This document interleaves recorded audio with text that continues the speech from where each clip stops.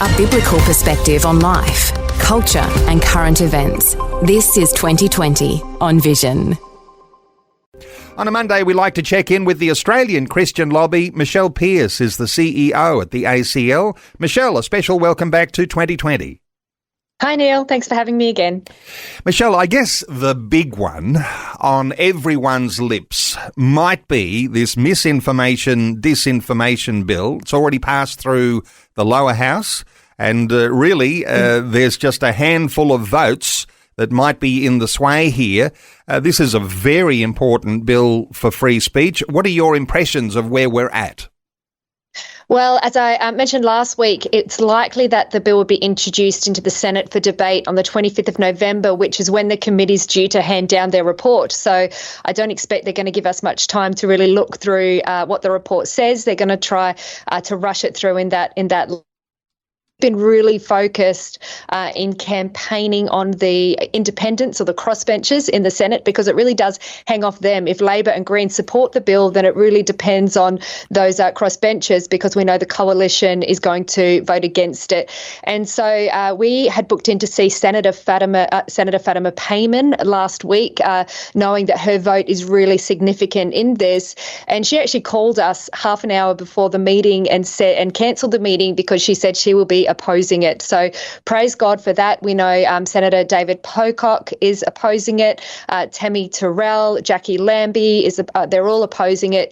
Senator Gerard Rennick. So it's really good to see that the arguments that we're putting forward, the implications for censorship and the implications for free speech, that these senators are equally concerned and have put out on their social media platforms the reasons why they're opposed to it. So at this point, it's likely that Labor don't actually have the numbers to push it through, but that doesn't mean we can't take the pressure off. We've got to continue to email our senators to ensure that they don't change their mind and that they, and hear the community's opposition to this. And it's also important because if the coalition win government, that they are also assured that this is not what the Australian community want. Okay, let's just reflect for a moment on those independent senators, and you say changing their mind. Well, at this particular point, they've said they're in opposition to this bill, but what about the likelihood that one of them might trade away their vote and, the government gives them some special incentive to vote and that trades away our freedoms? I mean, that's how important this is, isn't it? Exactly. And the real danger is that they create a bill that goes even further to censor or to create even harsher penalties for digital platform providers, which further restrict free speech, because senators like Jackie Lambie and the Greens have indicated that they don't think the bill goes far enough. So Lambie and the Greens opposition, well, the Greens haven't said they're opposed, but they have concerns. But Lambie, her opposition is because she doesn't believe the bill goes far enough. And so whilst the other senators have said implications for freedom of speech, there is, she does believe it doesn't go far enough. So it's dangerous if Labor begins to negotiate and try to create a bill that goes even further than it has at the moment in order to get it through the Senate. A lot of people talk about this as something of a recipe for over-censorship. Is it an overstatement to suggest that this actually has all sorts of evil possibilities about it? Absolutely. I mean, we are all for, we're supportive of removing real harm off the internet. We know there's moves to do that with age verification for pornography. But the explanatory memorandum makes it very clear that this misinformation bill is ideologically driven. And we know that, and it's so obvious when I come across this word vilification, increasingly so in legislation. It's supposed to be a very serious word that's to do with inciting violence. But this word is being redefined to be about simply causing offence to someone. And so, we know as Christians we want to be respectful online, but causing offence is so subjective. And I'm sure many listeners, would have posted things that they thought was quite innocent, but somehow, someone somewhere has been offended by what they've posted. And so to lower the threshold of vilification to simply causing offence is really dangerous for the ability just to simply state our beliefs and being able to have a view and have an opinion and say it online. Now, the other side on this have said, this won't silence opinions, but the explanatory memorandum makes it very clear that this does target personal opinions. And that's not just us saying it. The Victorian Bar Association, in their hearing to the committee, they also noted that this is about silencing opinions. So this is very dangerous and it's a real threat to free speech. So we've got to just continue to stand against it. And what it seems like through the explanatory memorandum is this is an attempt to silence dissent to the prevailing, political ideology or the woke ideology of the day. So woke ideology, is this a case that the government is pandering to interest groups here? Because we'll often talk about, the rights of LGBTQIA plus people and the way they come into conflict with the rights of, let's just be broad and say the rights of women are under threat, but the rights of Christians here to be able to stand for the truth that we understand from the Bible. So pandering to groups, is this why this is before the Parliament, do you think? I believe so, because the explanatory memorandum really doesn't make good rational sense. And so it's difficult to defend it without bringing ideology into it. And so if this really was to combat misinformation and disinformation that's spread by bots, if this is an AI, attacking just simply these AI-generated campaigns put through bots, foreign interference and all of that, then it would state that clearly. But when you read the detail behind the bill, it is ideological and it's very clearly so. And that's not just us coming from the mindset that we are at the Australian Christian Lobby, kind of clearly seeing what's at play here. But this is a range of groups, secular groups, that are seeing the obscurity in the explanatory memorandum that is clearly ideologically driven. And the people who would be controlling the truth, you might even say this is the way things might be moving here. The Australian Communications and Media Authority, it's a bureaucratic department of the government and they're looking after communications across the nation. Are they the people to control the public discourse? What's the real issue here, Michelle? Because as soon as you've got a bureaucratic group controlling truth, that's a problem. Even if ACMA wasn't ideologically driven, it's the definitions, the legal definitions of mis and disinformation is where the harm is. Because if ACMA have to enforce the digital platform providers taking down mis and disinformation according to the legal definition, and they were trying to abide by the letter of the law, then that's because these definitions are so vague and broad, it opens it up to so many things being taken down and censored simply because digital platforms don't want to break the rules. They don't want to break the standard that ACMA have set according to the definitions in the law. So that's where the problem is. The problem is in the way that they've defined mis and disinformation. If the definition of mis and disinformation was a lot narrower, if it was simply targeting bots and AI-generated false information, then yes, that is a threat that should be censored, taken off the internet. But this is about this is much broader than that, and according to the definition, this leads to mass censorship. Now, there are some exemptions, as I understand it, in the bill for the media and ensuring that satire, parody and religious content may be protected. But are those things, on the face of it, maybe they are protected initially, but things can very easily be changed as people fine-tune various bills and all of a sudden everyone's in trouble? Well, yes, and it's the principle of it is that these group of people, this special group of people can have free speech, so they're not included in the censorship, but everybody else is. So it's a wrong principle to start off with. But also religious speech, well, what does that even mean? Is it if you're a qualified minister, if you're a priest, are you protected, but not if you're just a Christian layperson? it is very subjective once again, but also kind of beside the point. Christians or religious leaders shouldn't get a special exemption to have free speech. This is a right for all Australians.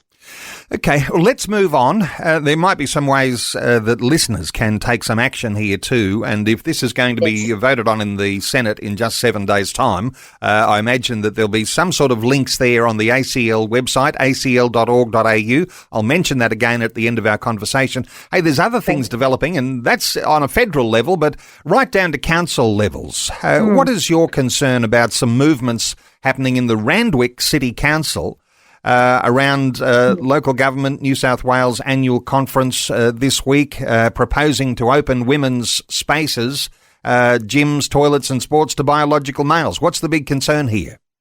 Yes, they're doing this in their language to affirm transgender and gender diverse people. So they'll be taking this to the local government, New South Wales annual conference. So if this passes, then all local governments across New South Wales can accept this. So this isn't just something happening in one city council.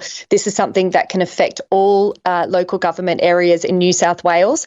Now, I just want to remind listeners about the Equality Bill and Alex Greenwich. He actually assured the public that this bill wouldn't impact sex-segregated spaces. But when we look to the self-sex ID laws where you can change your sex on your birth certificate, so you can legally be the other sex without biologically being the other sex.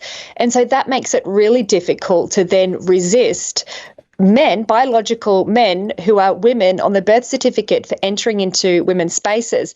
But this motion by the Randwick City Council goes further than that. They're not clarifying any sort of legal definitions. They're just saying that anybody a transgender person who identifies as the other sex should be allowed to use women's spaces. So what Greenwich said in terms of this not eroding women's spaces, well, it certainly is.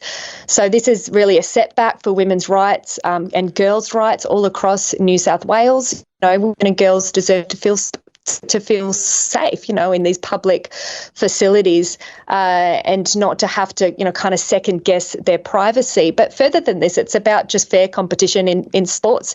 It's simply just not fair to have testosterone, in an estrogen sport. And so, yes, ACL's they're lobbying at the federal and state level, but we also need to engage our Christian community to also make their voice heard at a local council level as well. And, of course, you're talking about Randwick City Council here, but every listener to our conversation has their own local council area. And undoubtedly there'll be councillors in every local council area that might be talking about these sorts of things too. Is this the sort of thing you'd raise in conversation when you bump into your councillor on the street, or you make a appointment and you go and see your local councillor and say, what's happening in our community? Can you assure us that parents can be confident that you're not going to take away the freedoms of our little girls? What are your thoughts here for people in their local council areas? I would say to not even wait to bump into someone, but write to your local council, write to your mayor, write to your local councillors to make them aware that this is happening and that they should take a position to oppose it before it comes to their doorstep. This is, there'll be a movement around Australia, a massive swing against this. The more that local governments, state, federal governments lean into this, the further we're going to have to rewind our position and really will be made fools of. And so, the other side in terms of their allowance for men to participate and enter women's spaces. And so it would be very wise of them to resist this movement and to keep women's and girls' spaces safe. I think that's the bottom line. Keeping women's and girls' spaces safe. Let me ask you about, the sorts of things you can do. I mean, yes, you can write to your councillor, you can write to your MPs. There's one issue that's developed involving an organisation called Encore Pilates and Wellness. They have pulled their sponsorship of the Waratah Football Club because they're not really excited about what the football club's doing. What sort of things are happening with that particular one, and how does that empower people in their own communities? Yes, that's correct. So this group, Encore Pilates and Wellness, did pull their sponsorship from the Waratah Football Club because they were participating in an LGBTQ event. So Katie Crane is the lady from Encore, very bold lady, and she said she won't support an organisation with the political woke agenda and the current movement that represents. And this was really on the grounds of what she believes that women's sport is a sacred ground for women to be safe from allowing biological men to participate. But she also, within her comments, said that this is about keeping children safe from insidious harm caused by gender mutilation, and that the current politicisation of the LGBTQ movement has very real consequences, and that we and her organisation has an obligation to stand against. So I love to see that courage, coming from a local Territorian, and it follows. There was a MP in the Northern Territory last October who put forward a petition to suspend children medically and surgically transitioning, and calling for an independent inquiry as well. So we're seeing people begin to raise their voices across Australia, and perhaps what we're seeing happening in America, that local, Australians are having more courage to actually state their position against this agenda, which is harming children and harming women's sports and safe spaces for women. And I think it just makes a lot of sense, and people are catching on and being more bold to be able to state their position. And interesting, when you're talking about a nationwide influence, what's coming out of America right now is influencing people's ability to say, I think I can stand strong, because you've got the Trump presidency win, a likelihood of empowering even people here in Australia to stand up against a woke agenda, because you've got someone on a world stage who's standing up against a woke agenda. That is an empowering thing, isn't it? Absolutely. Now, let me ask you about a Green push to enshrine abortion rights in the Constitution. This is coming out of Victoria? Yes, so the Greens have said they'll introduce a bill into the Victorian Parliament to enshrine abortion rights in the Constitution. And they said they're doing this because they believe there isn't enough access to abortion in regional areas.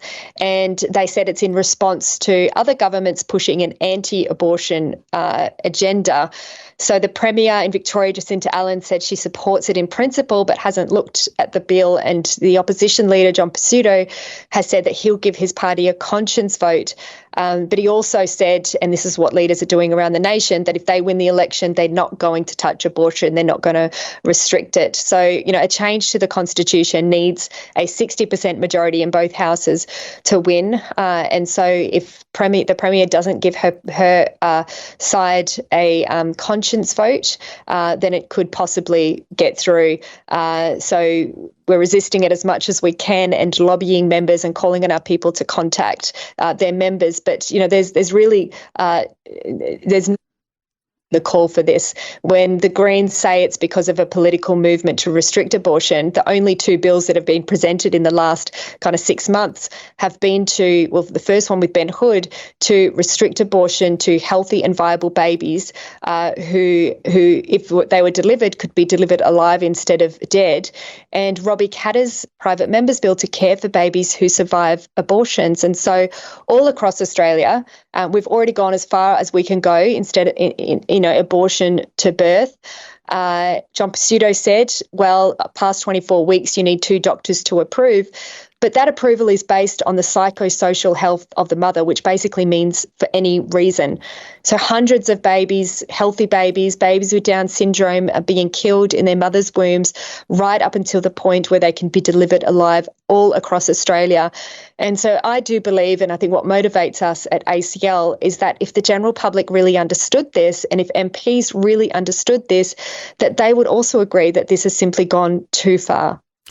Well, emotions run very high in the life debate. You've got pro-lifers, and we are obviously on the pro-life side, and you've got those who are pro-choice or pro-death on the other side, and the emotions run very, very high, but there needs to be a certain level of emotional uplift on the pro-life side to actually counter the things that are going on, as you can hear, things that are ravaging our legislators and moving all sorts of things into place that are very, very hard to unravel if they are pushed through. Michelle Pearse is the CEO of the Australian Christian Lobby, and you can find detail about the sorts of things you've been hearing us talk about in this segment. You can go to acl.org.au. That's the website of the Australian Christian Lobby, acl.org.au. Michelle Pearse, thanks so much for taking some time to update listeners today on 2020. Thanks, Neil. Thanks for taking time to listen to this audio on demand from Vision Christian Media. To find out more about us, go to vision.org.au.